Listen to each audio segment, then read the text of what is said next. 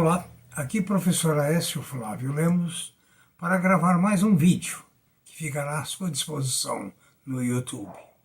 Manifeste, pois, a sua opinião, seu parecer, suas observações sobre este e outros vídeos. São 180 vídeos já gravados, a maioria útil e muito útil falando quanto ao tempo. Outros, algumas informações já estão superadas. Mas, de toda forma, é uma enciclopédia para o seu trabalho. Também manifeste suas opiniões pela previsioneseconômicas@gmail.com ou em www.previsioneseconomicas.com.br você encontra a lista dos nossos vídeos, assim como outras informações. Nós vamos falar agora dos anos 50. Não é dos anos 50, 1950, rock and roll, do início da liberdade sexual, não é nada disso. Vamos falar do ano 2050. Com quantos anos você estará em 2050? Bom, eu já não estarei mais em 2050. A gente já falou diversas vezes sobre a aposentadoria, os problemas da aposentadoria, as dificuldades da aposentadoria, o fato de que você é velho, você tem menos energia, mas gasta mais remédio, mais médico, fisioterapeuta e assim sucessivamente. Academias e etc. É uma fase difícil, a fase que, inclusive, em que eu me encontro. É uma fase que você já saiu do trabalho, da força de trabalho, você já está procurando alguma coisa que fazer, inclusive porque a aposentadoria, para mim, é um castigo. É um castigo porque quando você aposenta, você deixa o grupo, você deixa as novidades, você deixa as atividades e você perigosamente pode abraçar a inércia. E isso é um perigo muito grande, você abraçar a inércia. A inércia vai te dar a sensação do vazio. O vazio vai te dar a sensação da frustração. Por isso é preciso ter alguma coisa, alguma atividade. Mas então nós, quando advertimos a questão da aposentadoria, nós temos falado também, principalmente sobre o lado financeiro. Os traumas da inutilidade, nós já falamos das poucas forças que nós temos. E vamos lá no início da história. No Japão, onde eu vivi, quando uma mulher fica grávida ou o bebê nasce, a primeira coisa que a família faz, os pais fazem, é fazer dois investimentos. Um com maturidade para quando o jovem entrar na universidade. Ter uma poupança para que aquela despesa grande, inicial e posterior, não venha a causar maiores dramas no orçamento da família. E o segundo investimento é para a aposentadoria do bebê, para daqui 60 anos, daqui 70 anos, num fundo de pensão. Nós temos aqui no Brasil uma série de fundos de pensão com êxito, principalmente os fundos de pensão ligados a empresas privadas ou governamentais, com raras exceções. As governamentais só tiveram problema, ou só tem problema, quando existe interferência política. Interferência política, por tradição no Brasil, é nociva. Então, o resultado no Japão começam com a previsão para os estudos, a provisão para a velhice e assim sucessivamente. Aqui no Brasil nós temos, inclusive, alguns instrumentos, fora os fundos de pensão, os fundos de aposentadoria das empresas e das estatais. Nós temos o PGBL e VGBL. São dois fundos que se pretende, que se dizem que vão dar uma aposentadoria confortável. Mas veja bem, eles são administrados por bancos privados. Esses bancos, quando pegam esse dinheiro, normalmente eles aplicam nas próprias empresas, e às vezes até nas empresas que estão iniciando, não estão tão bem. E às vezes ele aplica justamente dentro do próprio banco a taxas favoráveis a ele. Além disso, o PGBL e VGBL tem a taxa de carregamento. Quando você deposita, digamos que seja 10% a taxa de carregamento, você paga R$100 no mês, só vai para crédito da sua conta 90.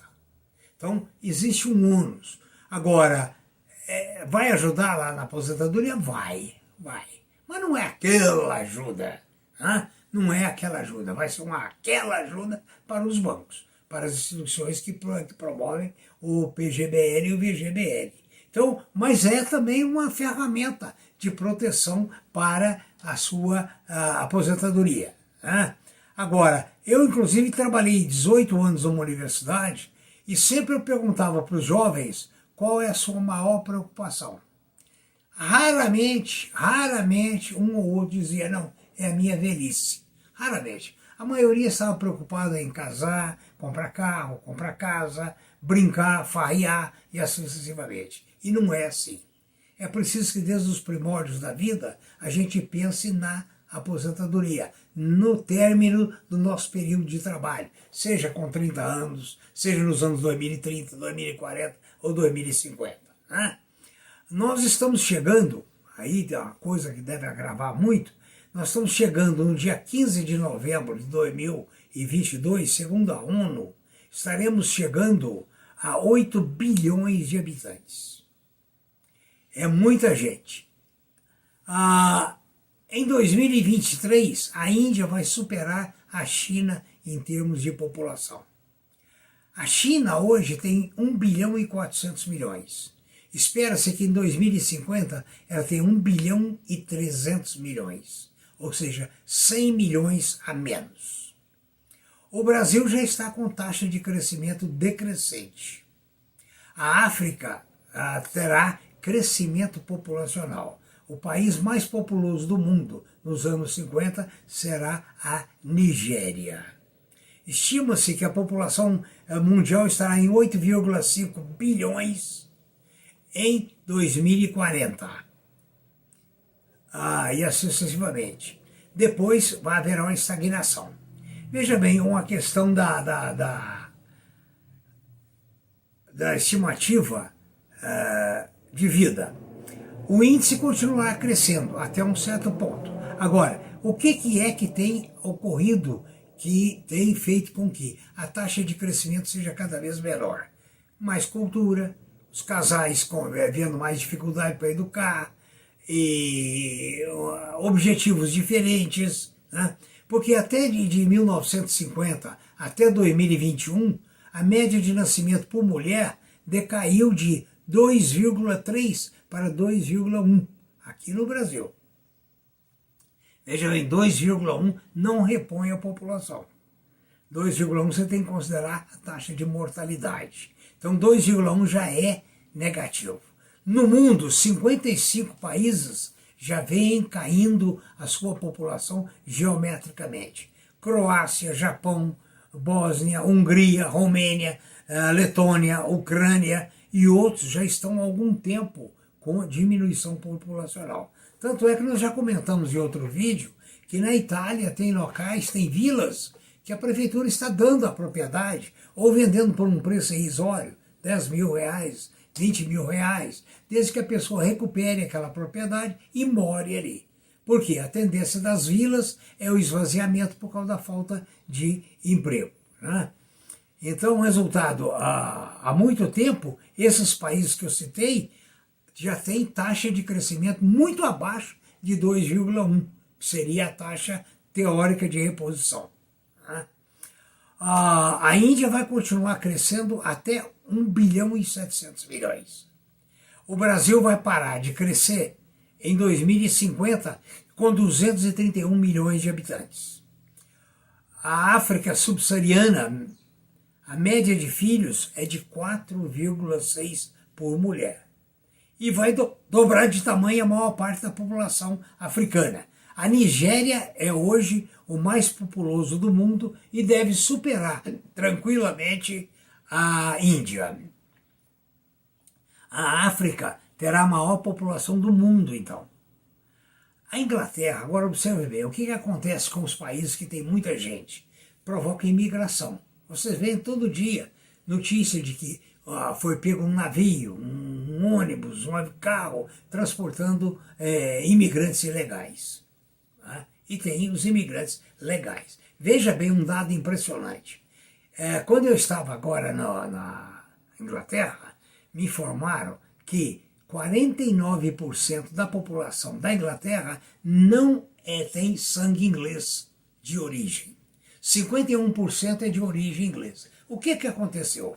Como as mulheres passaram a ter menos filhos, a Inglaterra entrou em declínio de produção de filhos há muitos anos. Vem compensando a sua falta de mão de obra com o quê? O declínio da produção de mão de obra com a imigração. Então, a imigração será uma das grandes molas do desenvolvimento nos próximos anos. Longevidade. Em 2019, era de 72,8 anos.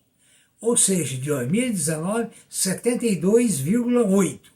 9 anos antes, em 1990, em 1990, a longevidade estava em 63,8. Então, de 90 para 2019, o crescimento da população, a taxa de mortalidade, a taxa de vida subiu de 63,8 para 72,8.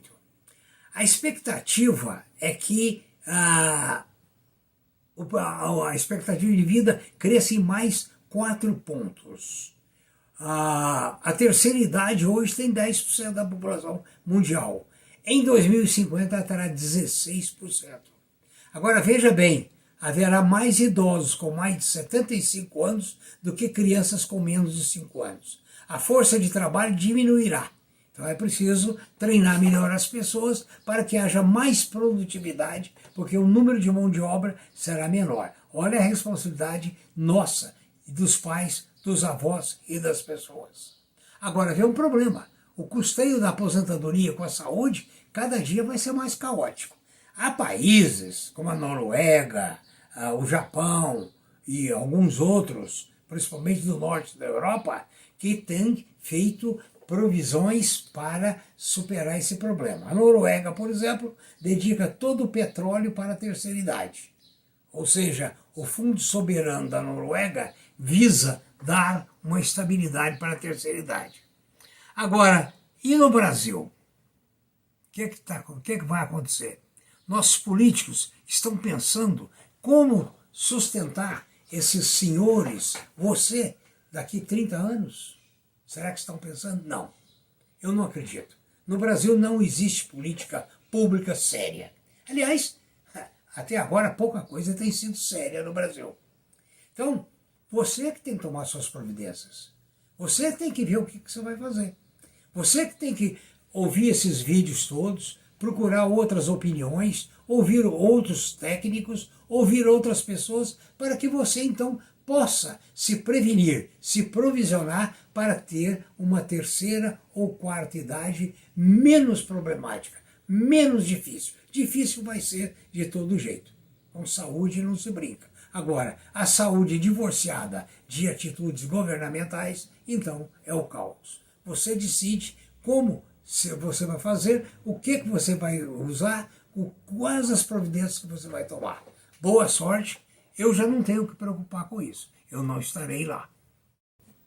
Terminamos esse vídeo e um fato interessante ocorreu. Eu disse a vocês um fato comprobatório, que a Inglaterra estava, agora em agosto, com 49% da população de sangue não inglês. Ou seja, 49% são imigrantes.